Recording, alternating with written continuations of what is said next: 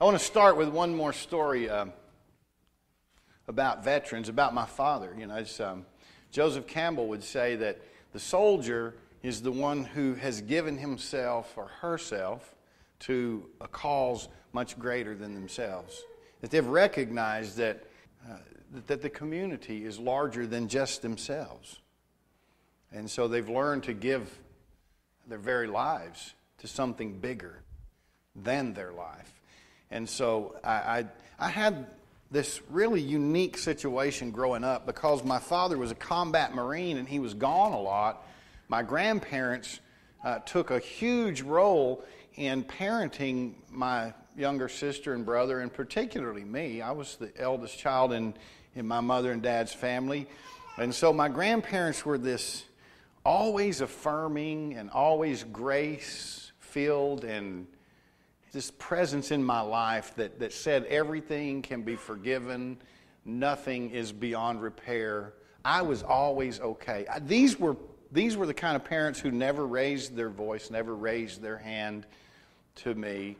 And then, at the same time, had my dad over here, who was a confusing presence younger in my life because, man, was he tough, you know. My dad was a details person, and we got in a lot of trouble for having accidents, for not paying attention to things that were going on around us. And I almost despised my father for that when I was younger, but as I got older, I realized that he had spent 17 years of his life in combat. My dad was never a peacetime soldier, and in combat, these were important lessons to him, is that you paid attention to what was going on around you, or you not only got yourself killed, but the person next to you. And so my dad was very serious about that. It was the most important thing he knew he could teach his sons. And I remember how my father was always very quiet and distant for many, many years. I mean, we knew Dad loved us. He showed it in so many ways, but he just never said it. He never said much of anything, you know.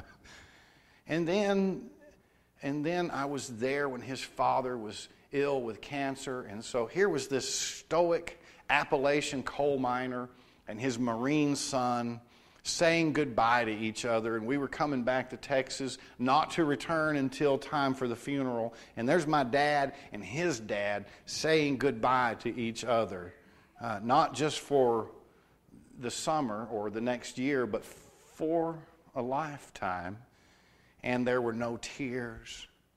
I don't even remember if they shook hands or not. I was crying. I'm over in the corner falling apart, and I'm thinking, my goodness, how stoic can people be? And then it happened. Years later, my grandmother died, and there was my father standing before the casket. And for the first time in my life, and I'm a grown man by now, it's the first time I ever saw my father weep. The first time. And he changed after that. Oh, not for the better. He didn't need to be better. He was always good.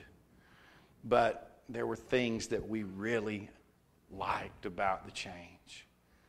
You know, now when we speak on the phone or when we visit, he always says, I love you, son. He always says, I love you, son. And I waited a lot of years to hear that. It's not that I didn't know it, but he always says it now. Always. Thank God that when he dies, I'm going to miss that now. Because he took the time to say it. He planted the seed. It's there. Something happened to him when his mother died. His own life changed. It's too soon to use it, but have you ever seen this movie called 8 millimeter, I think it is, or Super 8, you know, Super 8 millimeter film. Has anybody ever seen that? It's an old film. Cameron Diaz is like really young. She doesn't even look like a supermodel. She looks like a kid at Cooper High School in the movie. It's a great show. I just saw it last night. And the young guy's mother dies, and that launches him into the rest of his life. I heard the same story told this week. I refused to use a sports analogy in my sermon today, but it was Jimmy Johnson talking about the same story. You remember the coach of the Dallas Cowboys, the stoic coach of the Cowboys, the hard-shelled guy who was just like my dad. And there he was at his mother's funeral, and he said his two sons were having to hold him up. And that was the moment that he realized that he didn't have forever left. And he made a decision. He calls it QTL, quality time left. And Jimmy Johnson has not coached another football game since that day. He fishes a lot with his sons and with his wife, but he hasn't coached another football game. Quality time left. I think my dad got that. I think a lot of people get that. Someone brought me this bracelet today. I'm going to fish it out of here. From a good friend of mine, Mark Hewitt. You know Mark and Love and Care Ministries. It didn't take Mark's mother dying. Mark went to Russia on a mission trip. And there in Russia, trying to explain the gospel of Jesus Christ to people across language barriers, it just hit him that, there are people in my hometown who don't know this story. And I've come all the way across the world to tell it to strangers. And I wonder how important it is that maybe we start to talk about this gospel message again in our own neighborhoods. And so Mark Hewitt came back to Abilene, and he and a friend started a ministry to feed and clothe homeless people out of the back of their pickup truck. And that's grown into what we know now as Love and Care Ministries, and the many different food drives and clothing drives that they have every year, the many services that they offer to not only homeless people, but people who are financially challenged, anyone who needs help. You see, something happened in Mark Hewitt's life, early in his life, that made him open his eyes and say, quality time left means working for the kingdom of God for Mark Hewitt. And he began to make a difference in the lives of homeless people in Abilene, Texas. You know that as we talk about the central area and Tres Rios area and the High Plains area and the other areas in the southwest region of the disciples of Christ and the Christian church, we are now starting to use that language. Instead of calling them areas, we're now starting to refer to them as mission fields. I wonder how much work there is to be done. And it's nice when we have conversations like this around the table when they said, we're gathering the resources that we have left because they're diminishing. If you look around, you can understand that. Empty chairs mean less money. And empty chairs here mean less money in the region. And less money in the region means it's harder to offer what we think of as quality programming. And so we're gathering resources. And one of the things we're doing with resources is that we're hiring youth ministers who would be responsible for 3 areas and for camping programs, and who would resource youth ministers in the various congregations. It would be a great help to Greg. And I asked the question, what about kids? Have we done enough to say that we've done ministry and been good stewards of the diminishing resources we have if we stop at hiring professional, talented, and qualified people who no doubt offer a very much needed service, and they offer it at a very high standard, and they offer it to the same 15 or 20 kids every summer because they're the ones whose parents have the money and the resources to get them to camp? Or is it time for the church to step in and to send kids to camp who didn't have the resources and say that's equally as important as the money that we're spending staffing camp? Not more important, not less. And so around the table, the question is, where does a program like that exist? And thank you, Wiley Christian Church, because I was able to say, I've seen one. I've seen one, and there's been a couple of times that we paid for a camp. My kid decided at the last minute they weren't going to go because they didn't have anything invested. They didn't have anything to lose. They risked nothing. They lost nothing, except they lost more than they'll ever know. But we lost nothing. $200 or $300 here and there, but we lost nothing because for every kid who didn't go, There have been 10 more who over the years have attended camp because people here said, we're not going to let the fact that the money's not there stop this. We're going to send kids to camp. Maybe we could see that in the region. Here's a question I brought up.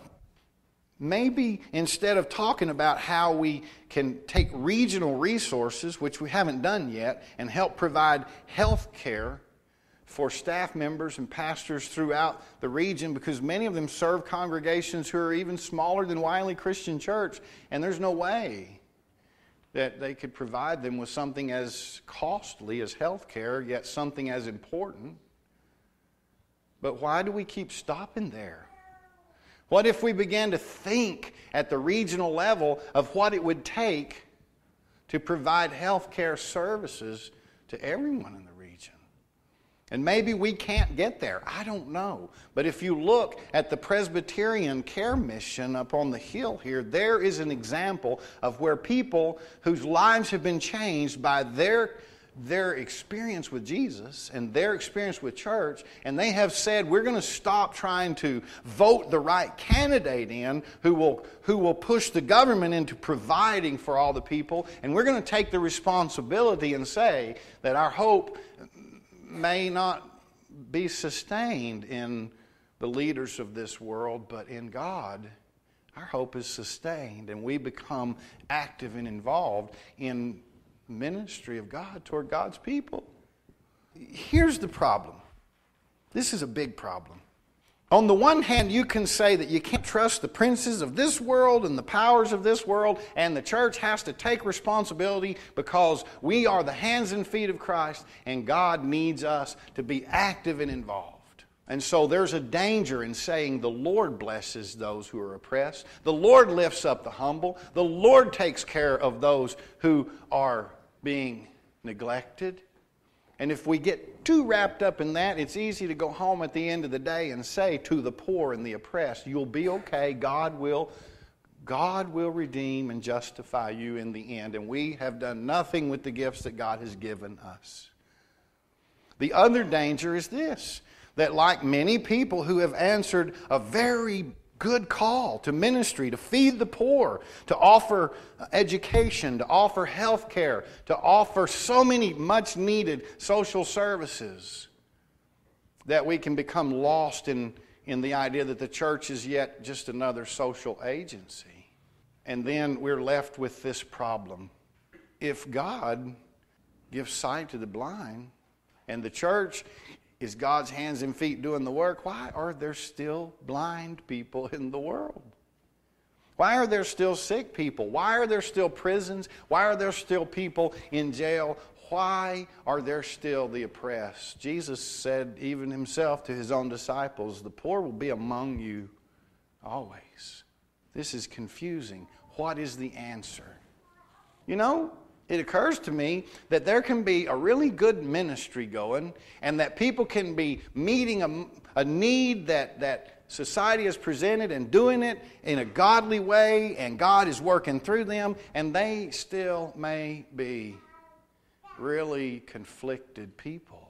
They may be people who are not free themselves. Maybe ministries that are designed to give sight to the blind are still being led by people who are hampered in their own sight. Or ministries designed to free the oppressed and the imprisoned are still being led by people who have not yet come out from the yoke of oppression that they have been saddled with themselves. Is it possible that this is deeper than just healing every sick person in the world and educating every child and feeding every hungry mouth? Is it possible that God is calling us to something deeper, that Jesus is calling us ourselves into a relationship with God that challenges even ourselves where we are blind and where we are oppressed? It is God who does these things, and if I believe the psalmist, then who should be happy? Who should be happy today? If I believe the psalmist, those who should be happy should be the oppressed, because God lifts up the oppressed. It should be the hungry because God feeds the hungry. It should be the imprisoned because God frees those. It should be the blind and those who are bowed down and the righteous. I rarely ever find myself in that category. It should be the stranger, the orphan, the widow. It should be people like the woman who threw her 2 coins into the church treasury and risked it all. And if that is the litmus test for happiness, I wonder sometimes what we have to smile about.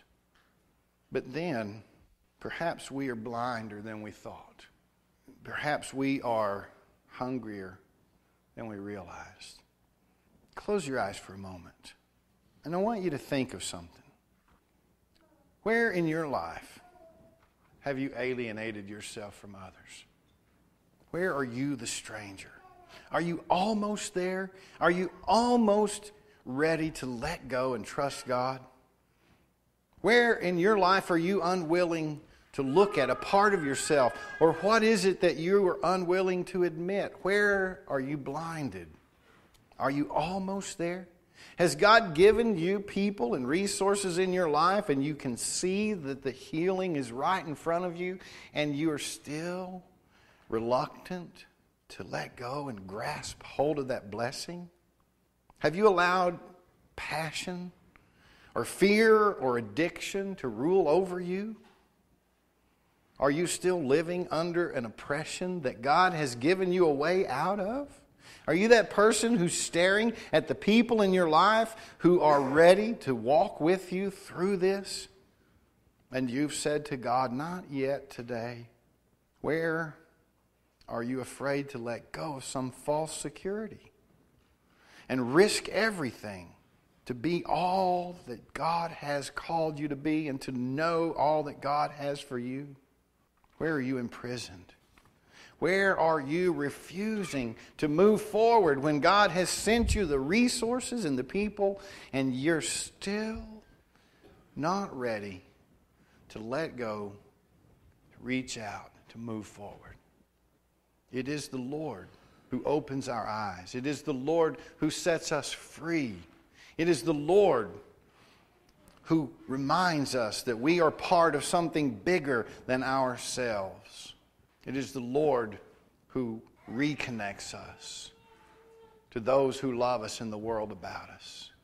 It is God who calls us and reminds us that wherever we are in our lives, at the beginning, in the middle, or toward the end, that we face this thing called QTL, quality time left. And in the time that we have, perhaps we could involve ourselves in things that God would be doing, giving sight, freeing those who are oppressed. Remember today that we can only lead others where we ourselves have gone. Where are you refusing to move? Where God has already shown you the path. And God is waiting for you to let go of your false security, to step out, to risk it all, and to be all that God has called you to be.